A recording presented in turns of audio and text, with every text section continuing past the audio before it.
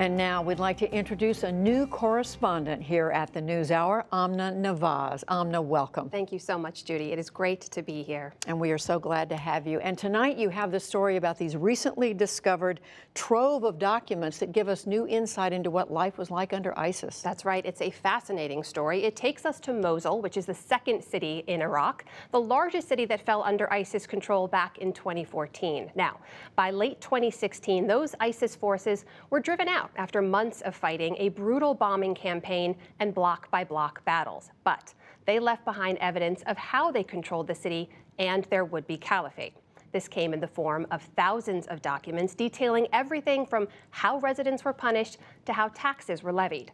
The story comes to us from Rukmini Callimachi, a reporter with the New York Times, and I asked her earlier what these documents reveal about how ISIS controlled so much land and so many people for so long. I think the biggest revelation that you see in these documents is it helps us answer the question of the group's longevity. Exactly how you put it. Why did they stay in power for so long? I think that our listeners have probably heard of the theory that ISIS was financed by black market oil sales.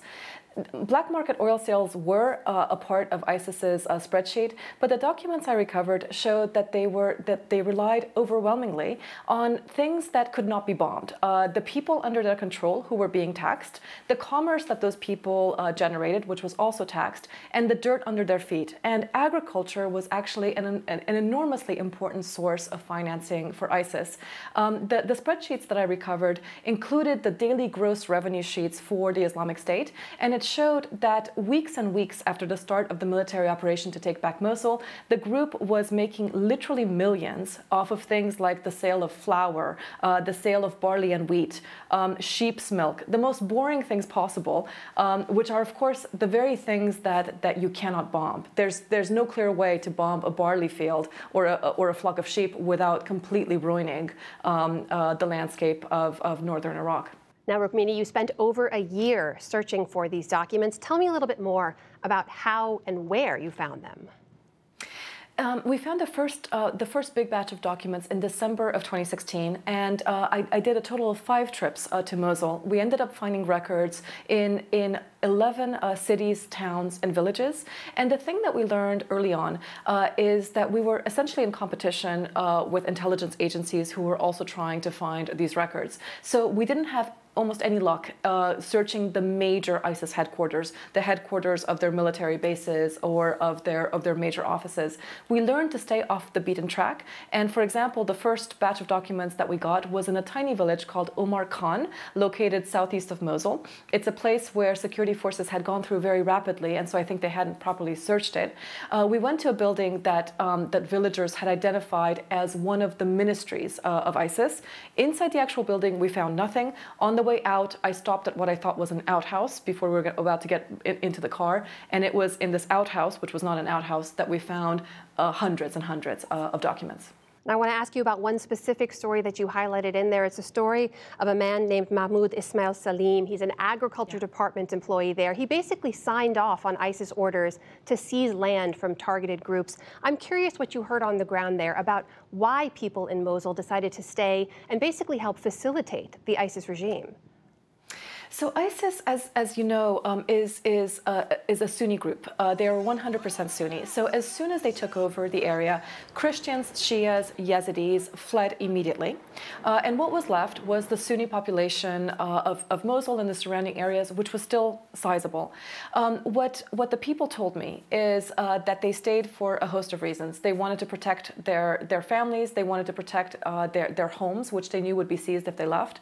And it wasn't immediately clear to what extent they would become collaborators with the Islamic State. What ISIS did is, soon after taking the city of Mosul, they announced on the loudspeakers of mosques that civil servants needed to go back to work. And as a result, basically the entire public servant corps went back to work. And so they kept the city going as they would have if they were working for the Iraqi government. ISIS used the know-how of the Iraqi government to build its own state. It built its state on the back of the one that came before. Rukmini, from the people you spoke with there, is there any concern that after now the city has been leveled and all the fighting, the seeds of discontent have been sown, are they concerned that ISIS could come back? Absolutely, and you were seeing this. Even in the very first days of the liberation. ISIS cells remain in this area. You hear of suicide bombings routinely, or people being kidnapped, or altercations and deadly clashes with police. The same grievances that allowed this group to take hold in the first place are still very much present. People complain of the corruption of the Iraqi state, of not being given a fair shake unless they have what's called wasta, or connections to people in power. So all of that remains. And the thing that was actually the most frightening, I think, to read in these documents and to see through interviews that I did with people is how good ISIS was at governing. We don't often talk about this, but the streets were cleaner under ISIS than under the Iraqi government. The sewers were less likely to overflow. This is what people told us. And the fact that the Iraqi state cannot take care of those basic things is the kind of thing that festers and causes people to show sympathy for this group. Rukmini Callimachi, thank you for your time. Thank you.